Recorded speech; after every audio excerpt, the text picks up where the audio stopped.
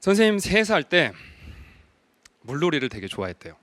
그래서 수영장에 저희 아버님 어머니 저를 데려갔는데 3살짜리 수영복을 갈아입히려고 바지를 벗기고 속옷을 벗기자마자 제가 2m 풀장으로 바로 뛰었다는 거예요. 3살짜리가 확 뛰어가지고 다이빙 자세로 그대로 입수를 했답니다.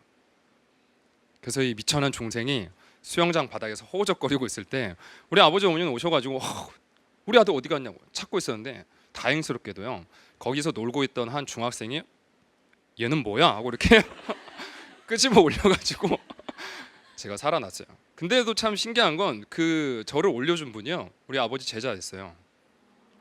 그래서 제가 이제 그때 살아났는데 그 경험을 우리 어머니가 이렇게 듣고 보니까 그게 제 첫 번째 죽을 뻔한 경험이었습니다. 그때 아빠 엄마 없었으면 저는 죽었겠죠. 그 제자분도 마찬가지고.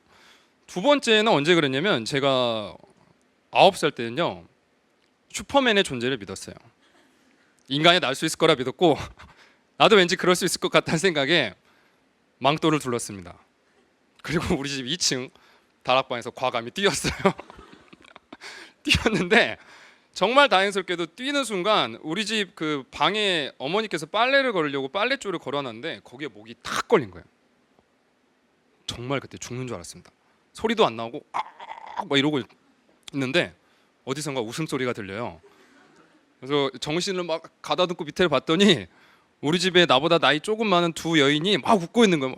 종이 이게 걸렸다 누나들 가족 맞아요 우리. 근데 와 걸렸다고 웃고 있어요. 그래서 난 죽겠는데 근데 다행스럽게도 제가 이렇게 포동포동했잖아요. 그때도 좀 살집이 있었거든요. 제 몸무게를 이기지 못하고 중력의 법칙으로 빨랫줄이 걸려있던 못을 뽑아버리고 제가 떨어졌습니다. 그래서 그때 다행스럽게도 살았어요. 아마 빨랫줄이 안 걸렸으면 지금 이렇게 서 있을지 못할 겁니다. 2번만 겪었냐? 아닙니다. 3번째는 초등학교 3학년 때인데요. 그때는 자전거를 되게 좋아했어요. 남학생분들 어렸을 때 나 자전거 좀 타봤다. 손 들어보실래요? 이 학생. 자, 남학생들이 자전거를 타다 보면 꼭 하는 행동이 있는데 무엇이냐면 자신의 자전거의 한계 속도를 계산합니다.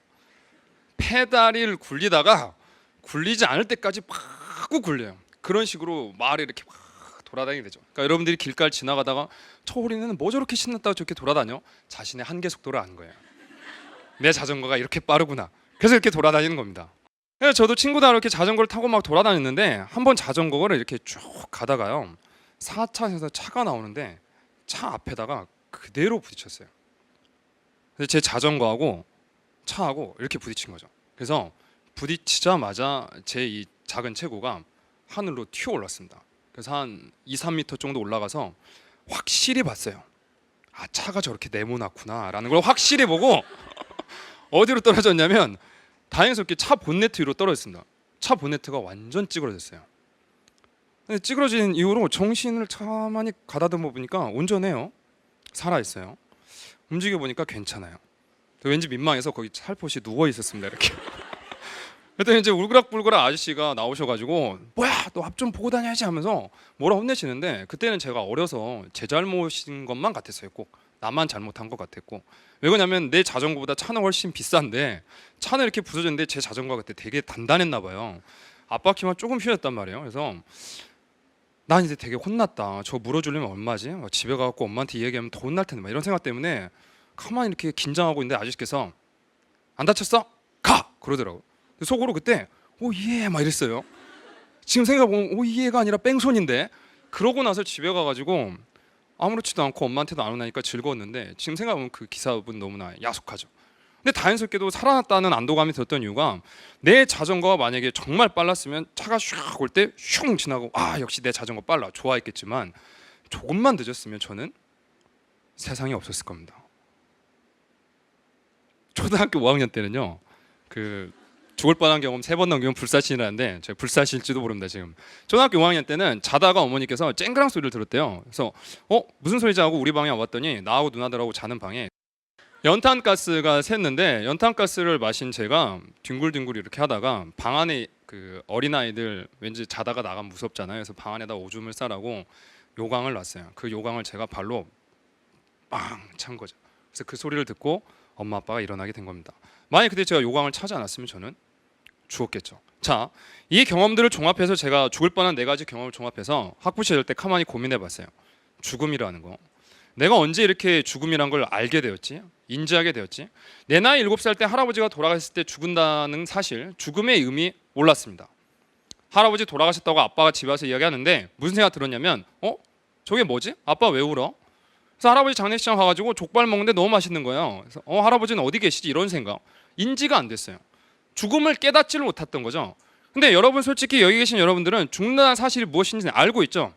그런데 사람이 죽음도 당연히 우리 곁에 있음에도 불구하고 내가 태어난 날은 정확히 기억하지만 내가 죽는다는 사실은 항상 까먹고 살고 있습니다. 그러다 보니까 삶이 의미 없이 흘러가는 거예요. 우리에게 주어진 시간은 다 똑같아요. 자, 부정적인 이야기지만 내가 오늘 자정으로 죽는다. 어떤 초월적 존재가 나에게 와서 너 오늘 자정 24시가 되면 너는 죽는다. 자, 오늘 하루 어떻게 살아야 될까요?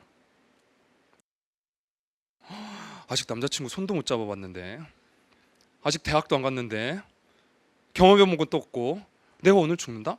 삶이 소중해지겠죠. 그래서 이러한 이야기를 종합해서 이야기한 철학자가 있지 않을까 학부 시절에 찾아봤더니 이 학자가 있습니다. 인간은 시간에 내던져진 현존재. 왠지 멋있어 보이죠? 멋들어진 이 표현, 쉽게 말하면 뭐냐면 우리는 시간 속에 던져진 현실에 산다는 뜻이에요. 이 말을 했던 학자가 누구냐면 바로 마르틴 하이데거입니다. 하이데거가 말한 이 말은 우리는 인간이기 때문에 태어났다. 태어났으면 분명히 죽는데 죽기 싫다 보니까 죽음을 항상 회피한다. 난 죽지 않을 거야. 그러니까 혼자 인생의 나이를 계산하죠. 30대 때 이거 하고 40대 때 이거 하고 50대 때 이거 해야지. 그런데 못할 수도 있어요. 내가 오늘 죽는다면, 그 생각을 한다면 오늘 삶 하루하루 한 시간이 정말 열심히 산다는 의지가 생길 수밖에 없겠죠. 여러분들은 그 의지가 있으니까 오늘 토요일 이날 쉬는 날 이 시간을 쪼개가지고 저를 보러 왔을 겁니다. 그렇죠? 그래서 이 소중한 시간을 우리 보내고 있는데 그렇지 않은 시간으로 일주일에 학교에서 하루가 지나갈 때가 너무 많잖아요.